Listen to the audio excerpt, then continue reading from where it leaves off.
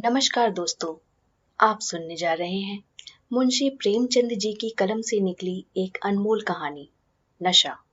ईश्वरी एक बड़े जमींदार का लड़का था और मैं एक गरीब क्लर्क का, जिसके पास मेहनत मजूरी के सिवा और कोई जायदाद न थी। हम दोनों में परस्पर बहसें होती थी। मैं जमींदारी की बुराई करता, उन्हें हिंसक पशु, खून चूसने वाली जोंक और वृक्षों की चोटी पर फूलने वाला बंझा कहता। वह जमींदारों का पक्ष लेता, पर स्वभावतः उसका पहलू कुछ कमजोर होता था, क्योंकि उसके पास जमींदारों के अनुकूल कोई दलील न थी। वह कहता कि सभी मनुष्य बराबर नहीं होते, छोटे बड़े हमेशा होते हैं और होते रहेंगे। लचर दलील थी। किसी मानुषीय या नैतिक नियम से इस व्यवस्था का औचित्य सिद्ध करना कठिन था।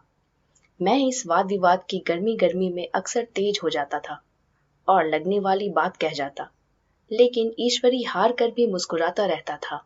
मैंने उसे कभी गर्म होते नहीं देखा। शायद इसका कारण यह था कि वह अपने पक्ष की कमजोरी समझता था। नौकरों से वह सीधे मुंह बात नहीं करता था। अमीरों में जो एक बेदर्दी और उद्दंडता होती है, इसमें उसे भी प्रचुर भाग मिला था। नौकर ने बिस्तर लगाने में जरा भी देर की, दूध जरूरत से ज्यादा गर्म या ठंडा हुआ, साइकिल अच्छी तरह साफ नहीं हुई, तो वह आपे से बाहर हो जाता। सुस्ती या बदतमीजी उसे जरा भी बर्दाश्त न थी, पर दोस्तों से और विशेषकर मुझसे उसका व्यवहार सौहार्द और नम्रता से भरा हुआ होता था। शायद उसकी जगह मैं होता तो मुझ में भी वही कठोरताएं पैदा हो जाती जो उसमें थी, क्योंकि मेरा लोक प्रेम सिद्धांतों पर नहीं, निजी दशाओं पर टिका हुआ था। लेकिन वह मेरी जगह होकर भी शायद अमीर ही रहता, क्योंकि वह प्रकृति से ही विलासी और ऐश्वर्य प्रिय था। अब की दशहरे की छुट्टियों में मैंने निश्चय किया कि घर न जाऊंगा। मेरे पास किराए के लिए रुपए न थे और न घर वालों को तकलीफ देना चाहता था। मैं जानता हूँ, वे मुझे जो कुछ देते हैं वह उनकी हैसियत से बहुत ज्यादा है। उसके साथ ही परीक्षा का ख्याल था। अभी बहुत कुछ पढ़ना है। बोर्डिंग हाउस में भूत की तरह अकेले पड़े रहने को भी जीना चाहता था। इसलिए जब ईश्वरी ने मुझे अपने घर का नेवता दिया तो मैं बिना आग्रह के राजी हो गया। ईश्वरी के साथ परीक्षा की तैयारी खूब हो जाएगी। वह अमीर होकर भी मेहनती और जहीन है। उसने इसके साथ ही कहा, लेकिन भाई, एक बात का ख्याल रखना, वहां अगर जमींदारों की निंदा की तो मामला बिगड़ जाएगा और मेरे घर वालों को बुरा लगेगा। वह लोग तो असामियों पर इसी दावे से शासन करते हैं कि ईश्वर ने असामियों को उनकी सेवा के लिए ही पैदा किया है। असामी भी यही समझता है। अगर उसे सुझा दिया जाए कि जमींदार और असामी में कोई मौलिक भेद नहीं है, तो जमींदारी का कहीं पता न लगे। मैंने कहा, तो तुम समझते हो कि मैं वहां जाकर कुछ और हो जाऊंगा? हाँ, मैं तो यही समझता हूँ। तुम गलत समझते हो। ईश्वरी ने इसका कोई जवाब न दिया। कदाचित उसने इस मामले को मेरे विवेक पर छोड़ दिया, और बहुत अच्छा किया। अगर वह अपनी बात पर अड़ता तो मैं भी जिद पकड़ लेता। सेकंड क्लास तो क्या, मैंने कभी इंटर क्लास में भी सफर न किया था। अब की सेकंड क्लास में सफर का सौभाग्य प्राप्त हुआ। गाड़ी तो 9 बजे रात को आती थी, पर यात्रा के हर्ष में हम शाम को स्टेशन जा पहुंचे। कुछ देर इधर उधर सैर करने के बाद रिफ्रेशमेंट रूम जाकर हम लोगों ने भोजन किया। मेरी वेशभूषा और रंग ढंग से पारकी खानसामों को यह पहचानने में देर न लगी कि मालिक कौन है और पिछलग्गू कौन। लेकिन ना जाने क्यों मुझे उनकी गुस्ताखी बुरी लग रही थी। पैसे ईश्वरी की जेब से गए। शायद मेरे पिता को जो वेतन मिलता था, उससे ज्यादा इन खानसामों को इनाम इकराम में मिल जाता हो। एक अठन्नी तो चलते समय ईश्वरी ही ने दी। फिर भी मैं उन सबों से उसी तत्परता और विनय की अपेक्षा करता था जिससे वे ईश्वरी की सेवा कर रहे थे। ईश्वरी की हुक्म पर सबके सब दौड़ते हैं, लेकिन मैं कोई चीज मांगता हूँ तो उतना उत्साह नहीं दिखाते। मुझे भोजन में कुछ स्वाद न मिला। यह भेद मेरे ध्यान को संपूर्ण रूप से अपनी ओर खींचे हुए था। गाड़ी आई, हम दोनों सवार हुए। खानसामों ने ईश्वरी को सलाम किया, मेरी ओर देखा भी नहीं। ईश्वरी ने कहा, कितने तमीजदार हैं ये सब। एक हमारे नौकर हैं कि कोई काम करने का ढंग नहीं। मैंने खट्टे मन से कहा, इसी तरह अगर तुम अपने नौकरों को भी 8 आने रोज इनाम दिया करो तो शायद इनसे ज्यादा तमीजदार हो जाएं। तो क्या तुम समझते हो यह सब केवल इनाम के लालच में इतना अदब करते हैं? जी नहीं, कदापि नहीं। तमीज और अदब तो इनके रक्त में मिल गया है। गाड़ी चली। डाक थी, प्रयाग से चली तो प्रतापगढ़ जाकर रुकी। एक आदमी ने हमारा कमरा खोला। मैं तुरंत चिल्ला उठा, दूसरा दर्जा है, सेकंड क्लास है। उस मुसाफिर ने डिब्बे के अंदर आकर मेरी ओर एक विचित्र उपेक्षा की दृष्टि से देखकर कहा, जी हाँ, सेवक कितना समझता है, और बीच वाले बर्थ पर बैठ गया। मुझे कितनी लज्जा आई, कह नहीं सकता। भोर होते होते हम लोग मुरादाबाद पहुंचे। स्टेशन पर कई आदमी हमारा स्वागत करने के लिए खड़े थे। 2 भद्र पुरुष थे, 5 बेगार। बेगारों ने हमारा लगेज उठाया। दोनों भद्र पुरुष पीछे पीछे चले। एक मुसलमान था, रियासत अली, दूसरा ब्राह्मण था, राम हरख। दोनों ने मेरी ओर अपरिचित नेत्रों से देखा, मानो कह रहे हैं, तुम कौवे होकर हंस के साथ कैसे? रियासत अली ने ईश्वरी से पूछा, यह बाबू साहब क्या आपके साथ पढ़ते हैं? ईश्वरी ने जवाब दिया, हाँ, साथ पढ़ते भी हैं और साथ रहते भी हैं। यूं कहिए कि आप ही की बदौलत मैं इलाहाबाद में पड़ा हुआ हूँ, नहीं कब का लखनऊ चला आया होता। अब कि मैं इन्हें घसीट लाया। इनके घर से कई तार आ चुके थे, मगर मैंने इनकारी जवाब दिलवा दिए। आखिरी तार तो अर्जेंट था, जिसकी फीस 4 आने प्रति शब्द है, पर यहाँ से भी उसका जवाब इनकारी ही गया। दोनों सज्जनों ने मेरी ओर चकित नेत्रों से देखा, आतंकित हो जाने की चेष्टा करते जान पड़े।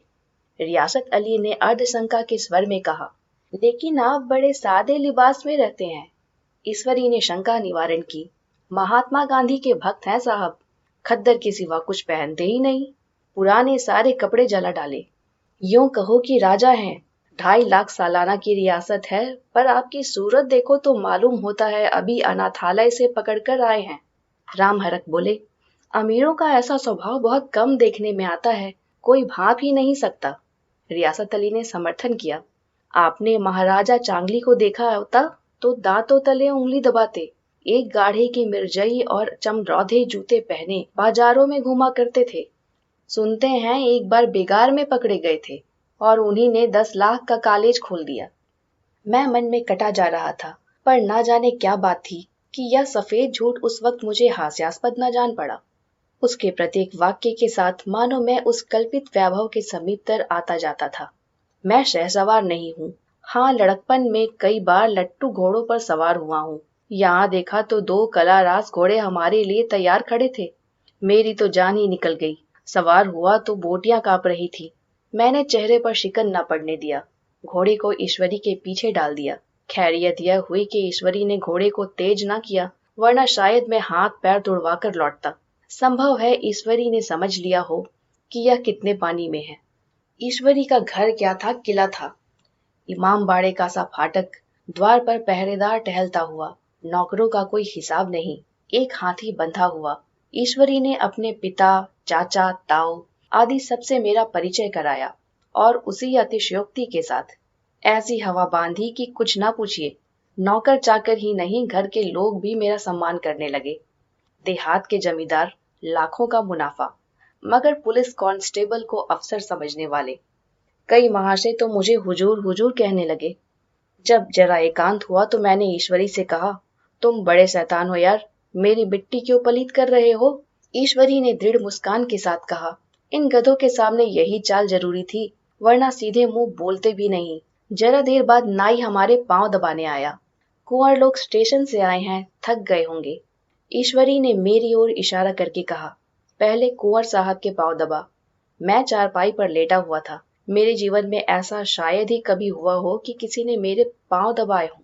मैं इसे अमीरों के चोचले, रईसों का गधापन और बड़े आदमियों की मुठमर्दी और जाने क्या क्या कहकर ईश्वर परिहास किया करता, और आज मैं पोतड़ों का रईस बनने का स्वांग भर रहा था।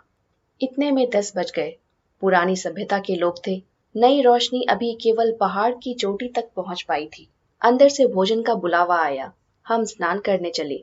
मैं हमेशा अपनी धोती खुद छाट लिया करता हूँ, मगर यहाँ मैंने ईश्वरी की ही भांति अपनी धोती भी छोड़ दी।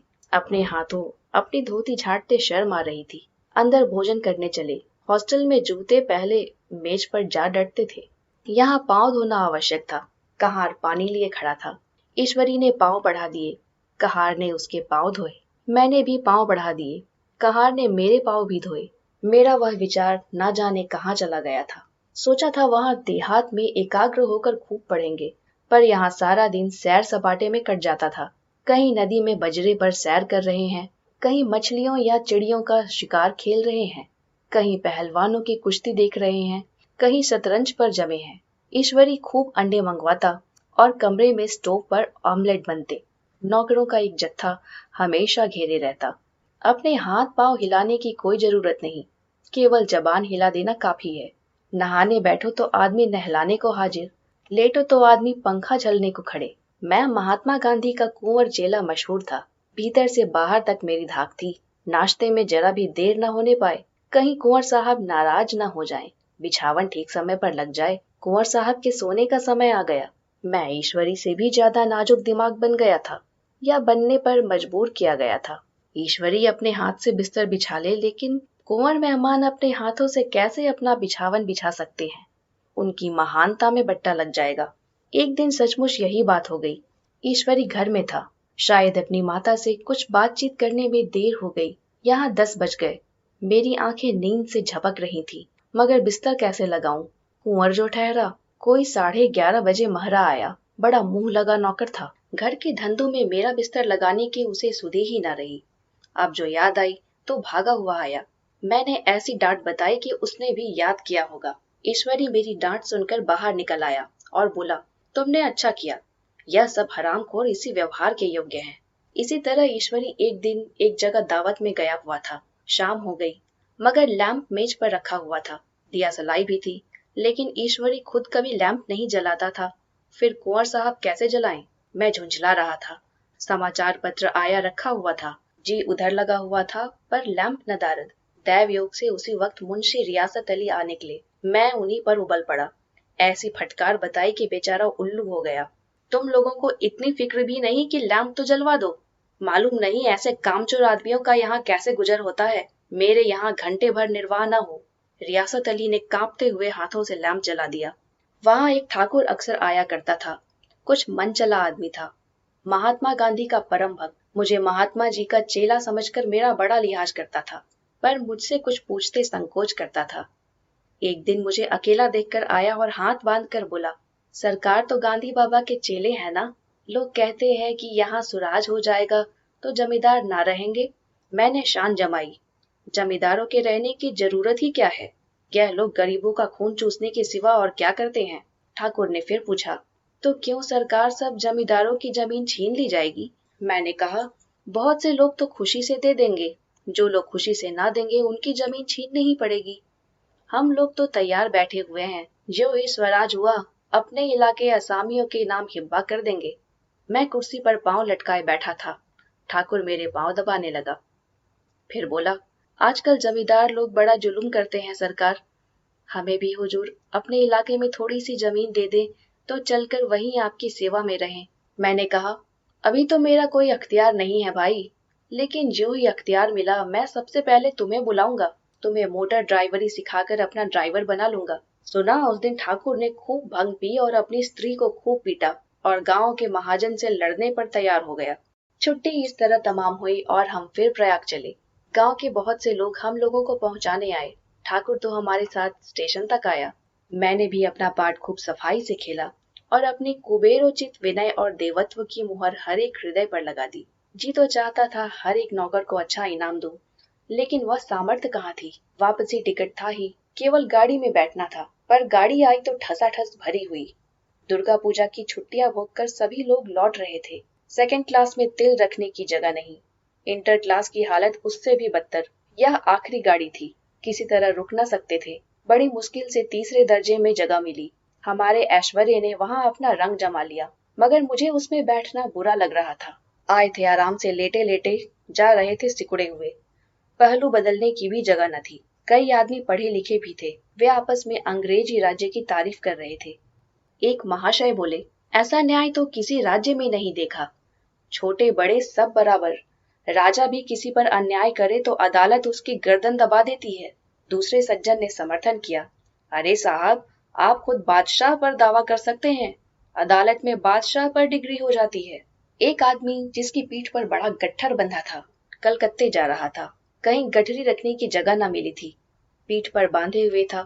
इससे बेचैन होकर बार बार द्वार पर खड़ा हो जाता। मैं द्वार के पास ही बैठा हुआ था। उसका बार बार आकर मेरे मुंह को अपनी गठरी से रगड़ना मुझे बहुत बुरा लग रहा था।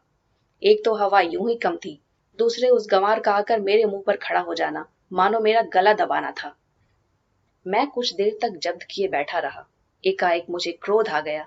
मैंने उसे पकड़कर पीछे ठेल दिया और 2 तमाचे जोर जोर से लगाए। उसने आंखें निकालकर कहा, क्यों मारते हो बाबूजी?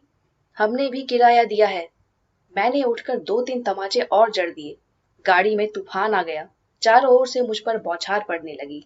अगर इतने नाजुक मिजाज हो तो अव्वल दर्जे में क्यों नहीं बैठे? कोई बड़ा आदमी होगा तो अपने घर का होगा। मुझे इस तरह मारते तो दिखा देता।